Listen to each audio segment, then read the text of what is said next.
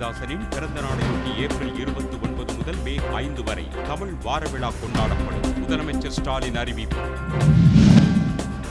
தொகுதி டி பணியிடங்களுக்கு நிரந்தர நியமனங்களை ரத்து செய்யக்கூடாது என தமிழக அரசுக்கு அன்புமணி ராமதாஸ் வலியுறுத்தல்.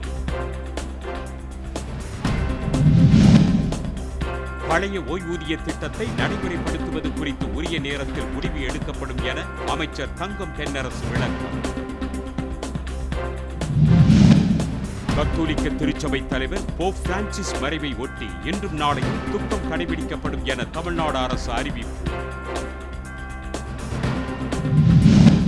2 நாள் பயணமாக சவுதி அரேபியா சென்றார் பிரதமர் மோடி. பல்வேறு துறை சார்ந்த ஒப்பந்தங்கள் கையெழுத்தாக உள்ளதாக தகவல்.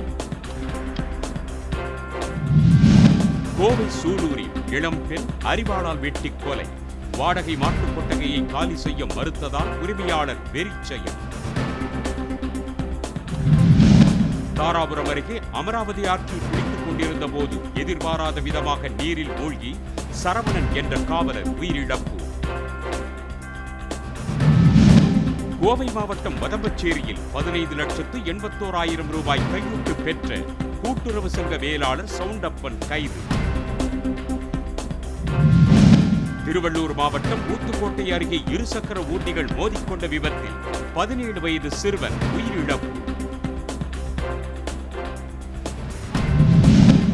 காவிரி நீர்பிடிப்பு பகுதிகளில் பெய்த மழை காரணமாக மேட்டூர் அணைக்கான நீர்வரத்து வினாடிக்கு 2207 கன அடியாக அதிகரிப்பு.